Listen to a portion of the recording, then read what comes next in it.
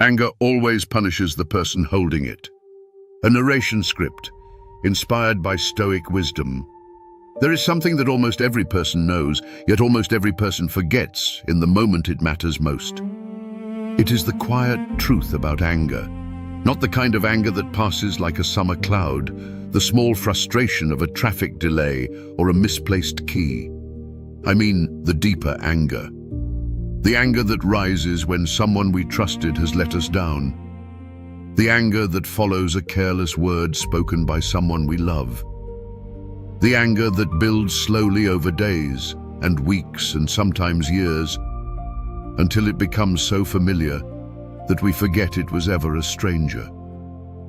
We live in a world that often tells us anger is a sign of strength, that to raise our voice is to have power, that to hold our ground with heat and force is to be respected. But I have come to believe, after much reflection, that this is one of the most costly misunderstandings a person can carry through a lifetime. Anger is not strength. Anger is pain wearing the mask of power, and more than that, anger always punishes the person holding it first. Let us think about this gently and without hurry. This is not a conversation for rushing. These are thoughts meant to be sat with, the way one sits beside a fire on a cool evening, not to analyze the flames, but simply to feel their warmth and consider what they illuminate. When anger enters the heart, it rarely arrives alone. It almost always comes in the company of something older, something softer, something more vulnerable. We become angry because we feel something. We feel dismissed. We feel unheard. We feel betrayed. We feel forgotten. We feel treated as though we do not matter. Behind nearly every outburst of anger, if we are honest with ourselves, there is first a wound, a disappointment, a longing that was not honored, a kindness that was not returned.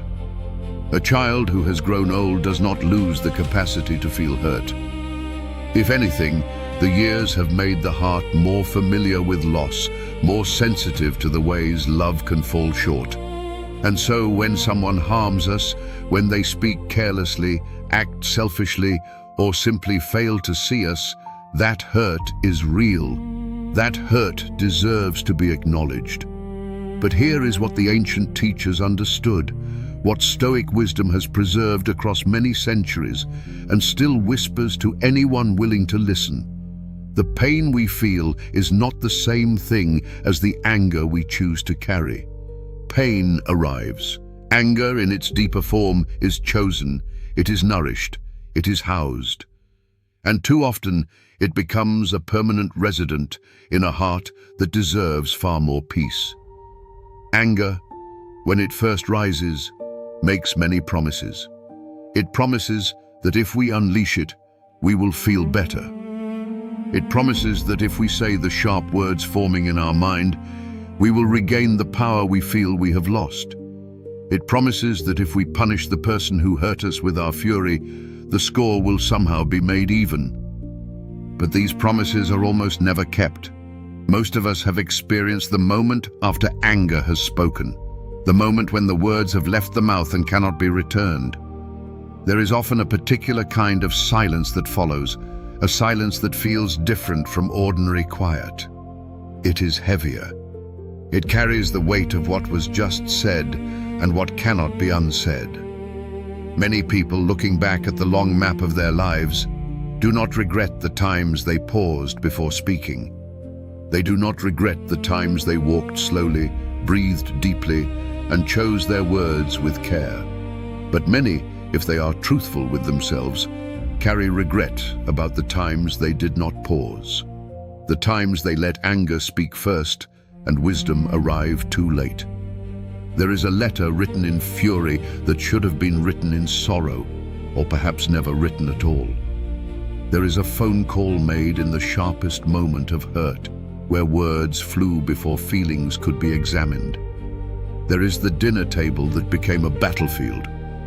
There is the final conversation between two people who had loved each other, that ended not with tenderness, but with pride, and perhaps never had the chance to begin again. These are among the quiet regrets that a life can accumulate.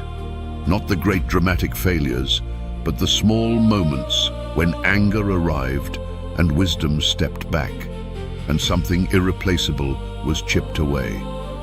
Let us speak plainly about what anger does to the body. When anger enters, the chest tightens, the breath becomes shallower, the hands, even in stillness, may feel restless. The jaw can hold a tension that does not belong to the present moment. The shoulders carry weight that is invisible but real.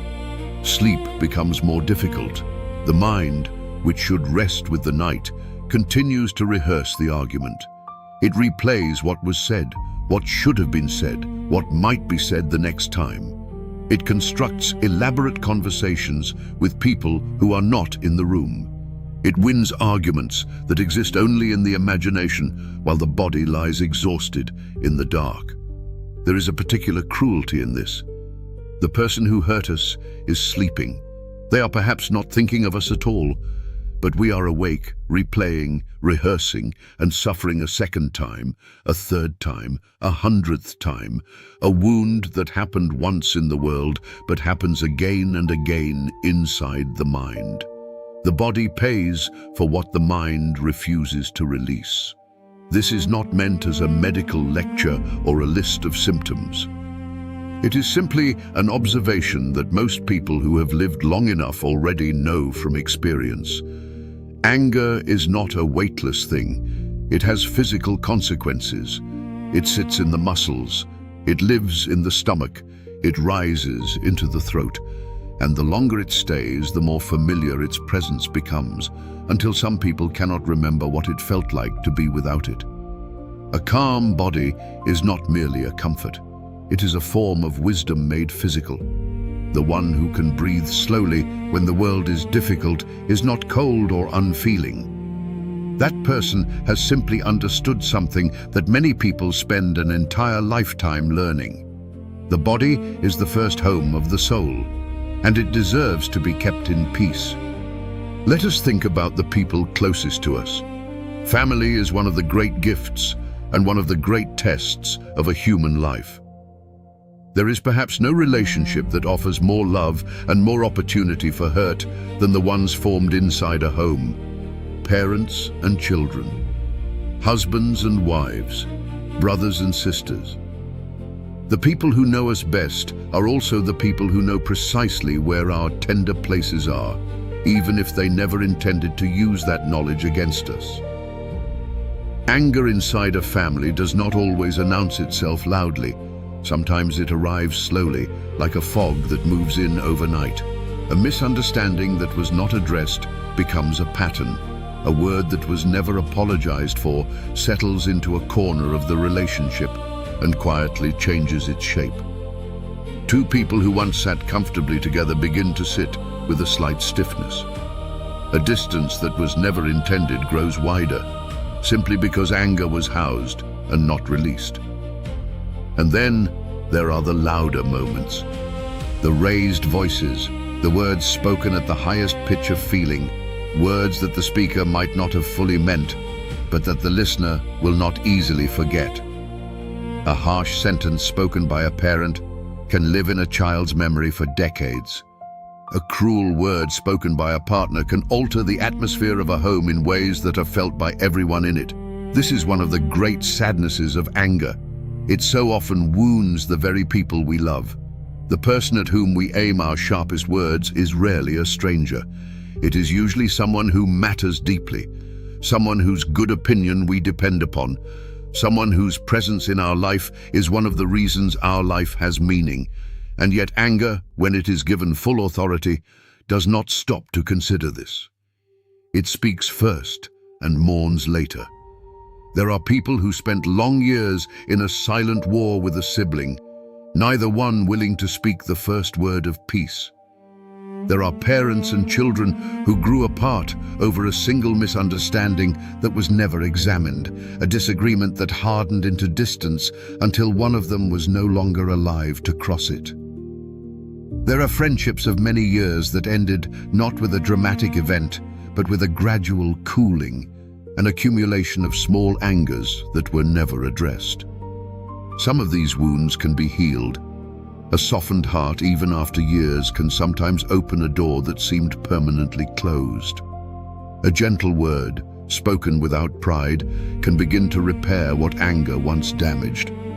This does happen. It is one of the quieter miracles of human life when two people who lost each other find their way back. But not every wound can be healed. Not every door will open again. Sometimes a person passes from this life before the apology arrives. Sometimes the distance has simply grown too wide. Sometimes the wisdom comes too late for this particular relationship, even as it may still serve others. This is a truth worth carrying, not with despair, but with a gentle urgency. The people we love are not guaranteed to be present indefinitely. The conversation that can only be had while someone is still here cannot be had once they are gone. And the years, once they pass, do not return. This is one reason why releasing anger matters so much.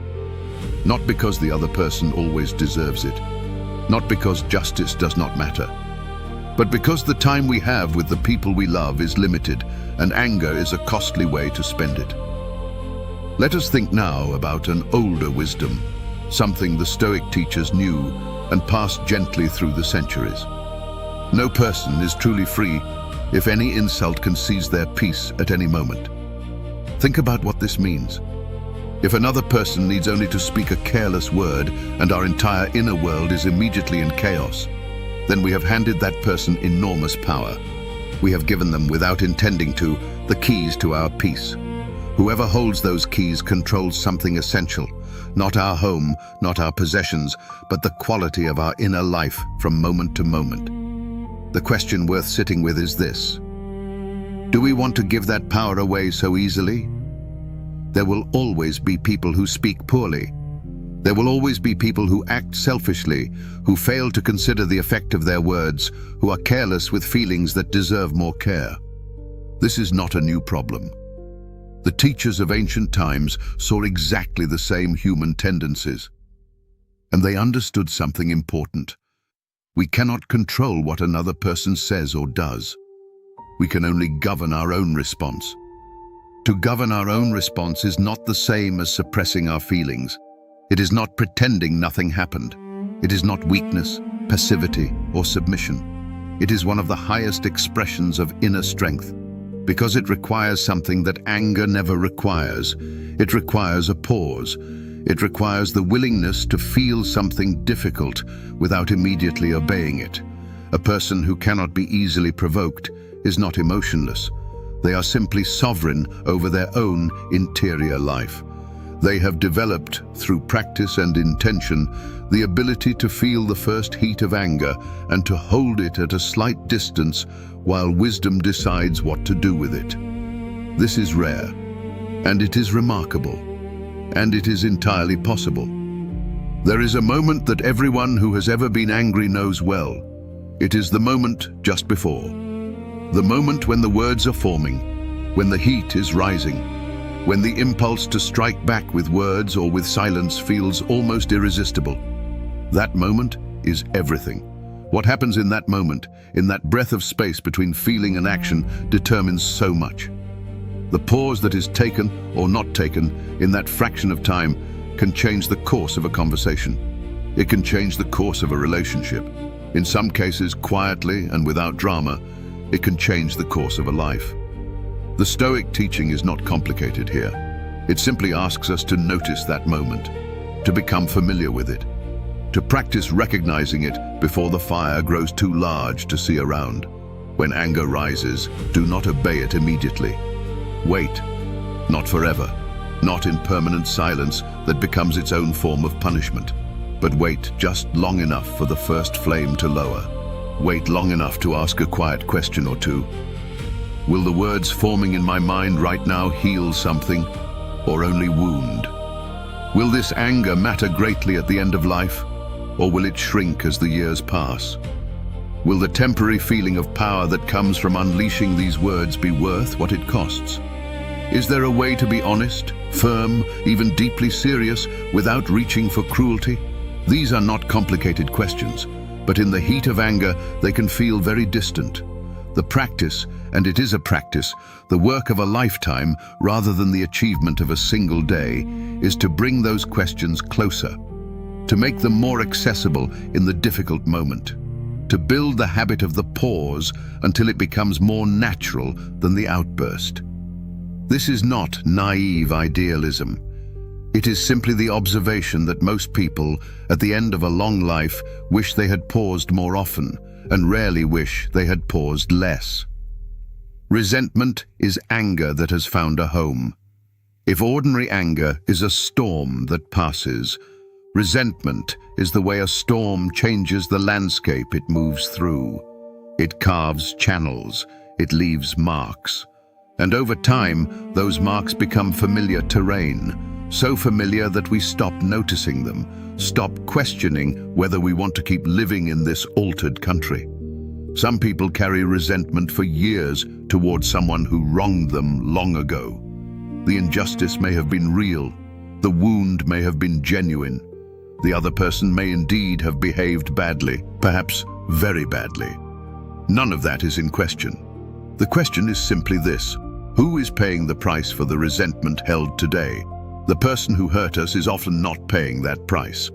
They have, in many cases, moved forward.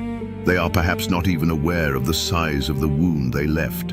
They are eating their meals, sleeping their nights, living their days, while the person they injured is still holding the weight of what happened, still carrying the heaviness of old anger, still replaying the original scene, as though changing it in the mind's theater might somehow change what happened in life.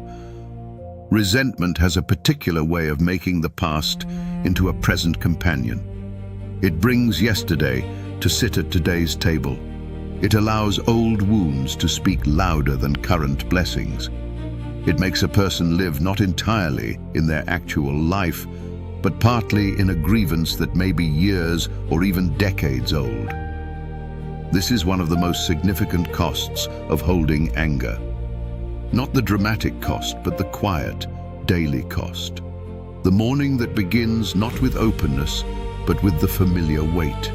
The evening that ends not with peace, but with the same rehearsed bitterness that ended the evening before. The relationships of today that are viewed through the lens of the betrayals of the past. The new people who are half seen because the old hurt has tinted the glass through which we see all people. Seneca, who was a man of his time and also a man ahead of his time, understood this with unusual clarity. He recognized that the mind is either our servant or our master, and that anger, when left ungoverned, becomes a kind of master, a noisy, demanding, peace-destroying master that serves no one well. Life is short, he would remind us quietly. Life is very short, and peace is too precious to be spent in endless bitterness over things that cannot be changed. There is something important to say here, because the wisdom of releasing anger is sometimes misunderstood. To release anger is not to pretend that wrong did not happen. It is not to tell the person who hurt us that their behavior was acceptable. It is not to return to a relationship that was genuinely harmful. It is not to be passive in the face of injustice. A wise person can set a boundary without hatred.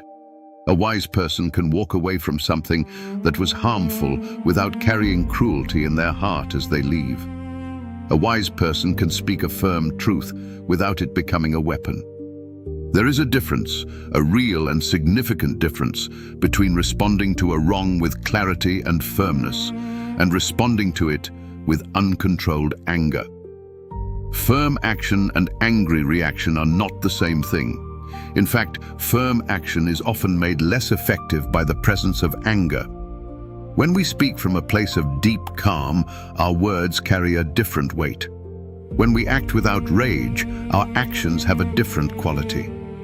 The person who can address a wrong without losing themselves in it possesses something that anger cannot give: authority. True authority in human relationships comes from self-possession. It comes from the sense that a person knows where they stand, has considered what matters to them, and will not be easily knocked from that ground by provocation. That is not the cold authority of someone who does not care. That is the warm, settled authority of someone who cares enough to remain whole. Releasing anger is, at its deepest level, an act of self-preservation. It is the recognition that our own peace, our own dignity, our own clarity of mind are worth protecting. Not just for our own sake, but for the sake of everyone we love and everyone we will yet encounter. The question of dignity deserves its own quiet moment in this conversation. We live in a world that can be noisy. People speak carelessly. People act without thinking of consequences. People can be rude, dismissive, impatient, or simply blind to the effect they have on others. This is not new. This has always been part of human life, and it will not stop.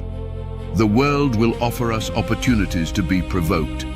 Every day, in small ways and occasionally in larger ways, life will present situations that could pull us toward anger, a thoughtless comment, an unfair accusation, a small rudeness that somehow feels larger than it should, a betrayal that comes from someone we trusted, an injustice that deserves a response but tests the limits of our composure.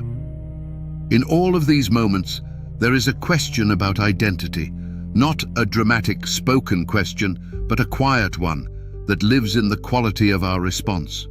The question is, who are we when we are tested? The person who cannot be easily provoked, who meets the noise of the world with a certain steadiness, possesses something that cannot be given from outside. It must be developed from within. It is the quiet strength that comes from knowing that our character does not have to become like the thing that wounded us. This is one of the most important truths in the entire Stoic tradition, and it is also one of the most practically valuable. We do not have to become like what hurts us. We do not have to meet cruelty with cruelty, carelessness with carelessness, or spite with spite. We can respond, and often we must respond. But the quality of our response reflects something about who we are, not just what was done to us. A person who retains dignity in a difficult moment keeps something precious. They keep ownership of themselves. They keep their reputation in their own inner court, the one that matters more than any external judgment. They keep the kind of peace that does not depend on the behavior of others. This is not an easy thing. It is, in fact, one of the most demanding achievements a human being can attempt. But it is possible. And the practice of it, even when it fails sometimes, even when we fall short and then return to the work with renewed patience, makes life better. Not easier necessarily, but better, deeper, more in keeping with who we actually want to be. The highest victory is not the loudest voice in the argument. The highest victory is remaining whole when something has tried to break us. The highest victory is choosing our response rather than simply reacting to what has been done. And the person who achieves even some portion of this victory is living, in their own quiet way, a remarkable life. Let us think about regret, because it is a companion many people carry into their older years, and it deserves to be spoken of honestly. There is a particular kind of regret that is connected to anger. It is not the regret of things left undone, the journey not taken, the career not tried. It is more personal than that, and often more painful. It is the regret that lives in specific memories of specific moments when we said too much, or said the wrong thing, or let anger speak when love could have spoken instead. Most people do not regret staying calm. This is worth repeating. Almost no one looks back on a moment of composure and thinks, "I wish I had shouted instead. I wish I had sent that angry letter. I wish I had said the cruelest version of what I felt." But the regret flows freely in the other direction. There are conversations that ended badly when they did not have to. There are relationships that might have continued if a single conversation had gone differently. There are people who have left this world before the apology arrived, before the softened word was spoken, before someone found the courage to put down pride and say what the heart actually meant. The particular grief of this kind of regret is that it cannot be easily resolved. The moment is gone. The person may be gone. The relationship may have passed beyond the reach of repair. And so the regret must simply be sat with, examined honestly, and then, if possible, used as instruction for the relationships that remain. It is worth asking, in a quiet and serious moment, whether there is any anger being carried right now that deserves to be released. Whether there is any conversation waiting to be had while the other person is still here to have it. Whether there is any wall that anger has built that wisdom might begin to take down, not because the other person has fully earned it, but because the cost of keeping the wall is simply too high. Not every relationship can be repaired. Not every story has the ending we might wish for. But the act of examining our anger, of holding it up to the light, and asking honest questions about it, is itself valuable. Even if no dramatic reconciliation follows, even if some things remain incomplete. To honestly examine our anger is a form of honesty with ourselves. And honesty with ourselves at any age is one of the most important forms of self-respect. There is a kind of peace that becomes available to a person who has done the work of addressing their anger. Not the peace of someone who has given up, or who no longer cares, or who has been emptied of feeling. It is a different kind of peace, fuller, more earned, more durable. It is the peace of someone who has looked at their own anger and decided, consciously and with genuine understanding, that it no longer deserves to occupy the best room in the house of their interior life. This peace does not mean the past did not happen. It does not mean the hurt was not real. It does not mean the wrong was not wrong. It simply means that the past will no longer be allowed to govern the present moment more than the present moment itself. There is a kind of freedom in this that is difficult to describe until it is felt. It is the freedom of walking into a day without the familiar weight of old resentment. It is the freedom of a mind that can think about the present because it is not perpetually occupied with the past. It is the freedom of a heart that has, at least in some measure, recovered its own territory from the occupation of old anger. This freedom is available. It does not come without effort. It does not arrive because we have simply decided to have it. But it comes through the consistent practice of asking honest questions of ourselves, of pausing before reacting, of asking whether the anger being carried today is serving anyone, including ourselves. It comes through the gradual and sometimes difficult work of accepting that other people are flawed, including the people who hurt us most. It comes through the humbling recognition that we too have caused hurt, have spoken poorly, have fallen short in our love for others, and that this does not make us without worth. It simply makes us human.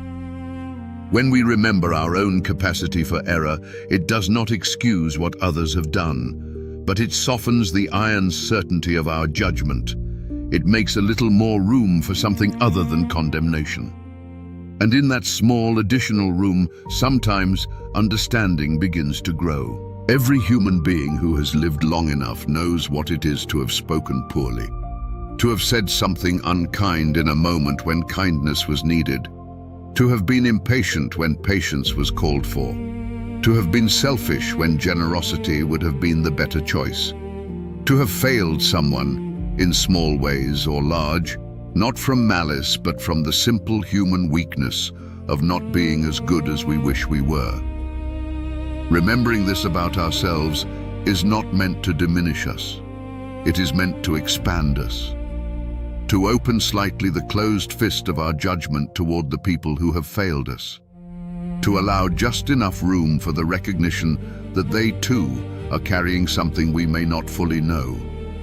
They too are doing the imperfect best that imperfect people manage. This recognition does not always come easily, especially when the hurt has been deep, especially when the betrayal was serious. There are wounds that take years to approach with anything like equanimity, and that is honest and understandable. But the direction of travel matters. Even if the full release of anger takes a very long time, the decision to begin moving in that direction has value from the very first step. The intention to stop feeding resentment, even before the resentment fully releases its grip, is a meaningful act. It is the beginning of reclaiming something that anger took. No enemy, as the old wisdom teaches us, can disturb us as much as a mind that is ungoverned. The sharpest external hardship is often more bearable than the internal chaos of emotions that have been given complete authority over our thoughts and choices. The external world will have difficulties, that is certain. But the quality of our inner life, the level of peace we are able to maintain, is something we have more influence over than anger would have us believe. There is one last thing worth saying before this reflection closes. The world will sometimes be unfair. People will sometimes be cruel. We will sometimes be genuinely wronged. Injustices will occur that we did not deserve and could not prevent.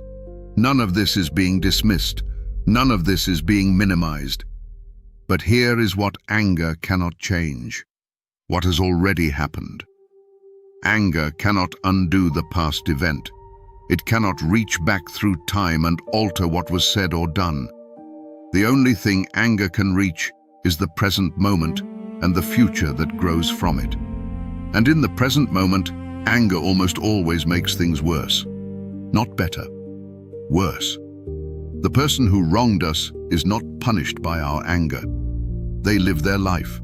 We live ours. And the anger that we carry is carried by us, not by them. It weighs on our mornings. It colors our evenings. It tightens our chest and disturbs our sleep and makes peace a stranger in our own home. This is the deepest truth beneath all of this reflection. Anger always punishes the person holding it. Not only, and not mostly, the person it is aimed at. The primary and most consistent target of our anger is ourselves. Our own peace, our own clarity, our own health, and our own relationships, and our own capacity to enjoy the days that remain. To release anger is not to let the other person win. It is to return to ourselves. It is to reclaim the peace that belongs to us. Not because we have earned it through perfection. Not because every relationship has been resolved. Not because every wrong has been righted. But simply because we are alive. And our life deserves to be lived in the company of peace rather than the company of bitterness. This is not a small thing being offered here. It is, in many ways, one of the most significant choices a person can make. The choice to no longer house anger at the center of the self. The choice to examine old resentments with honesty and begin slowly and without drama to loosen their hold. The choice to pause before speaking in the moments when the first impulse is toward destruction. The choice to ask, quietly, whether this anger is serving the life we want to live. These choices will not always be made perfectly. We will fail sometimes. We will speak too quickly sometimes. We will carry old bitterness longer than we intended sometimes.